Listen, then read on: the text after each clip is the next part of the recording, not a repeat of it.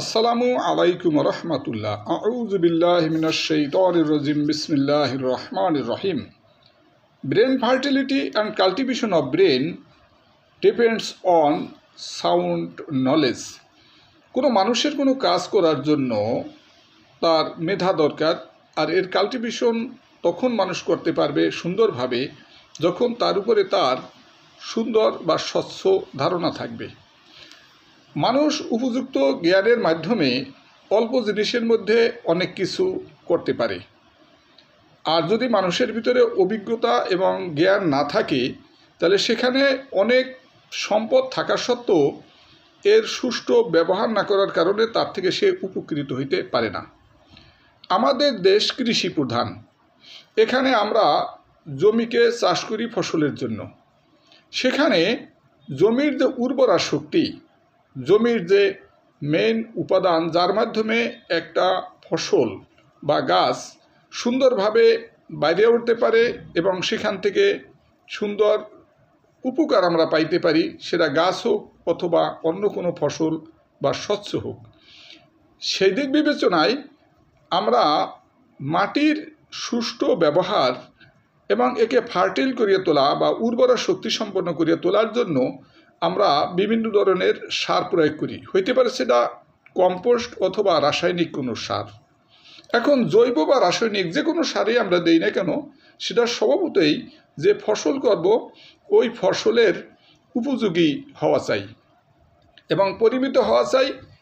যখন যতটুকু যেখানে দরকার সেখানে ততটুকু যখন আমরা দিব পরিমিতভাবে এবং সঠিক সময়ে, তখন ওর থেকে আমরা সুফল পাবো বলে আশা রাখি। তো এই বিষয় নিয়েই আমি এখন কয়েকটা কথা বলবো।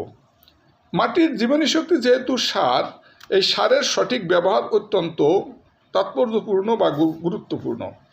সার সাধারণত তিন প্রকার: জৈব সার, রাসায়নিক সার ও অনুখাদ্য সার। বিভিন্ন সারের প্রয়োগ বিধি হলো ইউরিয়া সার। এটা হলো বিশেষভাবে নাইট্রোজেন যে গ্যাস, এর থেকে বা এর উপাদান থেকে এটা বানানো হয়। আর এটা সাধারণত বায়ুমণ্ডলের মধ্যেই থাকে।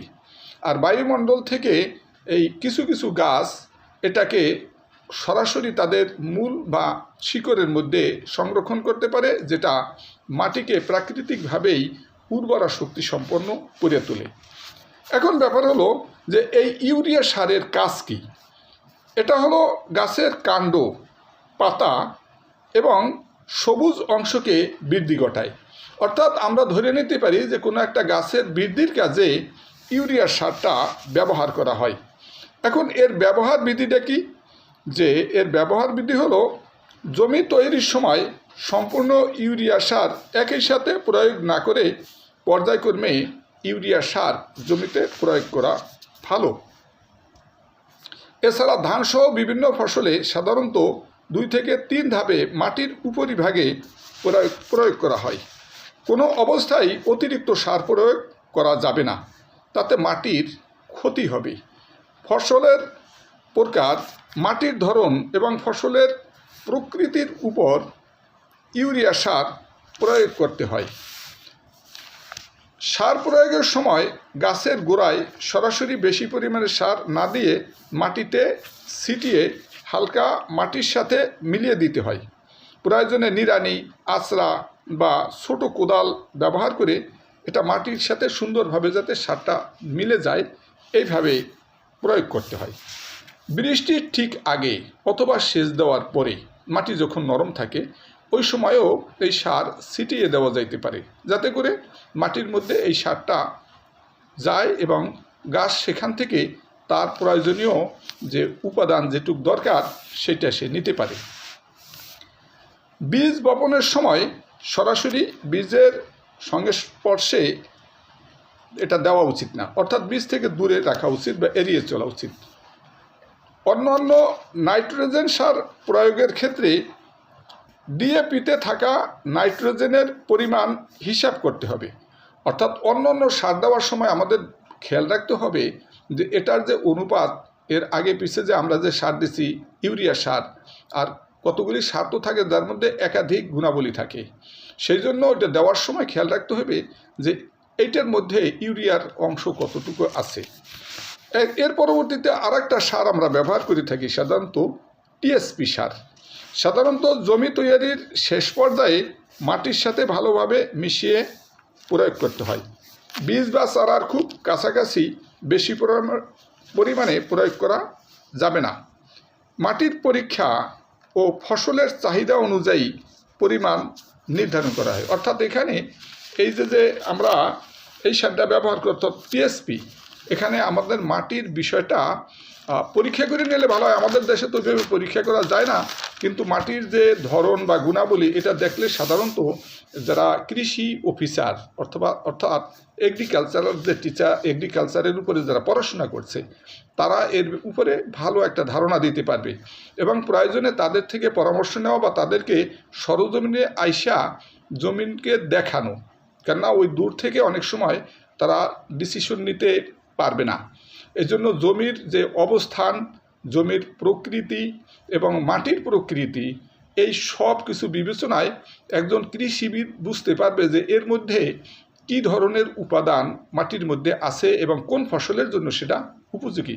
এই জন্য এখানে আমাদের একটা জিনিস হলো, একটা ভুল কাজ করার থেকে যে জানে তার থেকে জানি না সঠিকভাবে কাজ করলে আমরা বেশি লাভবান হব। এই জন্য কারো থেকে জানিয়ে নেওয়ার মধ্যে কোনো লজ্জা নাই, বরং লজ্জা হলো যে না জানিয়া জানার ভান করা এবং ভুল কাজ করা। ভুল কাজ করার থেকে কারো থেকে জানিয়ে সঠিক কাজ করার মধ্যে কৃতিত্ব আছে এবং এটা ভালো। কোনো মানুষ যদি কোনো কাজে ভুল করে সে অকপটের সৃষ্টি স্বীকার করা, এটা কিন্তু একটা মহৎ গুণ। অর্থাৎ কোনো মানুষ ভুল করলো, এই ভুলকে সে ভুল হিসেবে যদি চিহ্নিত করতে পারে, বুঝতে পারে এবং সেটা মনে করে যে হ্যাঁ এই ভুলটা হয়েছে, এই ভুল থেকে আমি সংশোধনের পথে যাব, আর যে স্বীকার করে তার জন্য সংশোধন হওয়া সম্ভব। আর যে ভুলকে স্বীকারই করে না বা বুঝতে সক্ষম হয় না, সে তো একই ভুলের রিপিটেশন কন্টিনিউ সে করতে থাকবে, যার দ্বারা সে ক্ষতিগ্রস্ত হবে, অন্য মানুষও ক্ষতিগ্রস্ত হবে। ডিএপি সার, এটা হলো গাছের জন্য একই সঙ্গে নাইট্রোজেন ও ফসফরাসের সরবরাহ করে। অর্থাৎ এই ডিএপি সার এটা আর একটা সার, এটা নাইট্রোজেন, ফসফরাস এইসব সরবরাহ করে থাকে।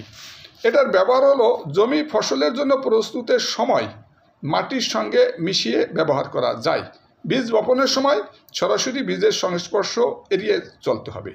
অন্যান্য নাইট্রোজেনের ব্যবহারের ক্ষেত্রে ডিএপিতে থাকা নাইট্রোজেন এর পরিমাণ হিসাব করতে হবে। অর্থাৎ মাটিতে নাইট্রোজেনের পরিমাণ যদি বেশি থাকে তাতে তো ক্ষতি হবে, এই জন্য পরিমিত দিতে হবে এবং যাতে করে বেশি না হয় সেই ব্যাপারে লক্ষ্য রাখতে হবে। এছাড়া আর একটা সার আছে এমওপি বা পটাশ। এই পটাশ সার, এই সার পটাশিয়ামের প্রধান উৎস। এটি গাছকে শক্তিশালী করে এবং রোগ, খরা ও প্রতিকূল পরিবেশ সহ্য করতে সাহায্য করে। অর্থাৎ গাছের যে সহনশীলতা বা প্রতিরোধ ক্ষমতা বা ডিফেন্সিভ পাওয়ার গাছের মধ্যে যাতে হয়, এই হিসাবে কাজ করে পটাশ। এজন্য পটাশ কিন্তু বেশি দেওয়া যাবে না, বেশি দিলে সমস্যা হবে। এজন্য ফসল ও মাটির ধরন অনুযায়ী জমি তৈরির সময় বা পরবর্তীতে প্রয়োগ করা হয়। ধান, আলু, সবজি ও বিভিন্ন ফলদ ও ফসলে ব্যবহার করা হয়। অতিরিক্ত পটাশ ব্যবহারে জমির যথেষ্ট ক্ষতি হয়, ফসলের যথেষ্ট ক্ষতি হয় এবং মাটির যে উর্বরা শক্তি সেটা ওই ক্ষেত্রে ডেভেলপ হইলেও অন্য দিক থেকে এটার পার্শ্ব প্রতিক্রিয়ায় ফসলের ক্ষতির সম্ভাবনা আছে এবং মাটিরও যথেষ্ট ক্ষতির সম্ভাবনা আছে। গোবর হলো বা এই যে কাউডাং যেটা বলি আমরা, গোবরকে কোনো অবস্থায় কাঁচা অবস্থায় ব্যবহার করা উচিত না। আর যদি কোনো কারণে ব্যবহার করেও কেউ, সেক্ষেত্রে কাঁচা গোবর কোনো অবস্থায় গাছের কাছাকাছি দেওয়া যাবে না। গাছের কাছাকাছি দিলে যেটা সমস্যা হবে যে গাছের যে শিকড়গুলি আছে এটা অতিরিক্ত তাপের ফলে শিকড়গুলি পচে যাবে, শিকড়গুলি ক্ষতিগ্রস্ত হবে। এজন্য গোবর, কম্পোস্ট বা ভার্মি কম্পোস্ট ও অন্যান্য পচা জৈব পদার্থ যেগুলি জৈব সারের অন্তর্ভুক্ত। এগুলি মাটির গঠন ও পানি ধারণ ক্ষমতা বৃদ্ধি করে। এখন ব্যাপার হলো এটা যখন কম্পোস্ট আকারে হবে, অর্থাৎ গোবরকে প্রসেস করার পরে একদম মাটির মতো হয়ে যাবে এবং ব্যবহারের উপযোগী হবে, তখন ব্যবহার করা যাবে, কিন্তু কাঁচা গোবর সরাসরি ব্যবহার করা যাবে না। আর এর মধ্যে যেটা সুবিধা গোবর সারটা ব্যবহার, সেটা হলো যখন একে প্রসেস করা হবে, প্রসেস করার পরে এই গোবরের মধ্যে ফুসফুসে ভাব, অর্থাৎ এটার মধ্যে বাতাস ঢোকে এবং পানিকে সে ধরে রাখতে পারে, শোষণ করে। যেমন আমাদের দেশে যে কলা গাছ আছে, এই কলা গাছের যে বাকলগুলি কুচি কুচি করে কাইটা মাটির নিচে দিয়া কোনো ফসল করার ক্ষেত্রে ব্যবহার করে, তাতে ওই মাটি দীর্ঘমেয়াদী ঠান্ডা থাকে এবং একদম যে করকরা শক্ত হইয়া যায়, যার ফলে মাটিতে রসই থাকে না, এইরকম অবস্থা থেকেও রক্ষা পাওয়া যায়। অর্থাৎ শুধু গোবর নয়, এরকম যদি এমন হয় খড়কুটা, এগুলিও পানিকে শোষণ করে। অর্থাৎ এমন কিছু সার আছে যেগুলি প্রাকৃতিকভাবেই পাওয়া যায়, প্রকৃতি থেকে পাওয়া যায়। যেমন বিভিন্ন ঘাস, এগুলি পচার পরে, সুন্দরভাবে পচার পরে এগুলিও কিন্তু মাটিকে ঝুরঝুরা রাখে, এর মধ্যে বাতাস ঢোকে এবং মাটি ঝুরঝুরা থাকার ফলে এর ভিতরে শিকড়গুলি, মানে ফসলের বা গাছের শিকড়গুলি খুব তাড়াতাড়ি সেখানে যাইতে পারে এবং সেখান থেকে তাদের প্রয়োজনীয় যে উপাদান সার, সেটা নিতে পারে এবং সে পানি ধরে রাখতে পারে। এটা হলো এটার একটা বড় ভালো দিক। কাঁচা গোবর সার গাছের গোড়ায় ব্যবহার না করাই ভালো। ব্যবহার না করাই ভালো না, এটা আসলে কাঁচা গোবর সার ব্যবহার করার কোনো বিধানই নেই। কাঁচা গোবর সার যদি কেউ মনে করে যে দীর্ঘমেয়াদী ব্যবহার করবে, তাহলে গাছের যে শিকড় আছে তার থেকে বেশ দূরে দিবে, যাতে করে গাছের শিকড়ের ক্ষতি না হয়। তা নাহলে গাছের শিকড় অতিরিক্ত গরমের কারণে পচে যাবে বা নষ্ট হয়ে যাওয়ার সম্ভাবনা আছে। জিপসাম হলো আরেকটা সার। জিপসাম মূলত সালফার ও ক্যালসিয়ামের উৎস। বিশেষভাবে সালফারের ঘাটতি থাকা মাটিতে এগুলি গুরুত্বপূর্ণ ভূমিকা পালন করে। মাটির পরীক্ষার ফল অনুযায়ী এটা ব্যবহার করা উচিত। সাধারণত জমি তৈরির সময় মাটির সঙ্গে মিশিয়ে দেওয়া হয়।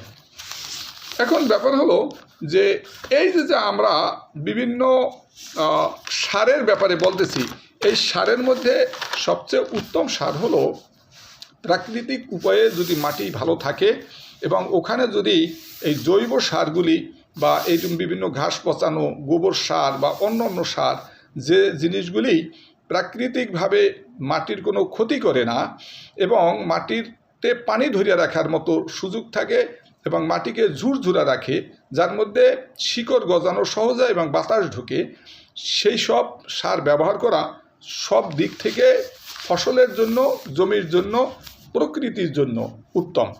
জিঙ্ক বা দস্তা সার, এটা জিঙ্ক বা দস্তা সার হলো গাছের স্বাভাবিক বৃদ্ধি এবং বিভিন্ন শারীরিক উৎকর্ষ সাধনের জন্য গুরুত্বপূর্ণ ভূমিকা পালন করে। জিঙ্ক বা দস্তা ঘাটতি থাকলে মাটি বা ফসলের ধরন অনুযায়ী পাতায় স্প্রে করা যায়। অর্থাৎ এই দস্তা সার যদি কম থাকে মাটিতে, তাই সেখানে মাটিতেও দেওয়া যাবে অথবা গাছের পাতায় স্প্রে আকারে মানে তরল স্প্রে যেটা, এটার আকারেও সেটা ব্যবহার করা যায়। নির্ধারিত মাত্রায় ব্যবহার করতে হবে। অতিরিক্ত দস্তার ব্যবহারে গাছের ক্ষতির আশঙ্কা থাকে। রোবন আরেকটা সার। রোবন সার গাছের ফুল, ফল ও বীজ গঠনে গুরুত্বপূর্ণ ভূমিকা পালন করে। রোবনের ঘাটতি থাকলে মাটি বা পাতায় স্প্রে করা যায়। রোবন অতিরিক্ত ব্যবহার নিষেধ, কারণ গাছের জন্য রোবন খুব অল্প পরিমাণে দরকার পড়ে। এছাড়া আছে ম্যাগনেসিয়াম। তা ম্যাগনেসিয়ামও গাছের ক্লোরোফিল তৈরিতে ম্যাগনেসিয়ামের গুরুত্ব অপরিসীম। এর ঘাটতি হলে গাছের পাতায় হলদে ভাব দেখা যায়, মানে গাছের পাতা একটু হলদে হলদে হয়ে যায়, এটা ম্যাগনেসিয়ামের অভাব হলে সেখানে। এটাও মানে মাটির ঘাটতি হলে বা মাটির উর্বরা শক্তির ক্ষেত্রে জোর কম হলে ম্যাগনেসিয়াম সমৃদ্ধ সার ব্যবহার করতে হবে। প্রয়োজনে পাতায় স্প্রে করা যাবে। এটাও লিকুইড আকারে পাতায় স্প্রে করে দিলেও ম্যাগনেসিয়ামের ঘাটতি পূরণ হবে। তরল ও পাতায় প্রয়োগযোগ্য সার। কিছু সার পানিতে মিশিয়ে স্প্রে করে পাতায় প্রয়োগ করা হয়। ব্যবহার বিধি।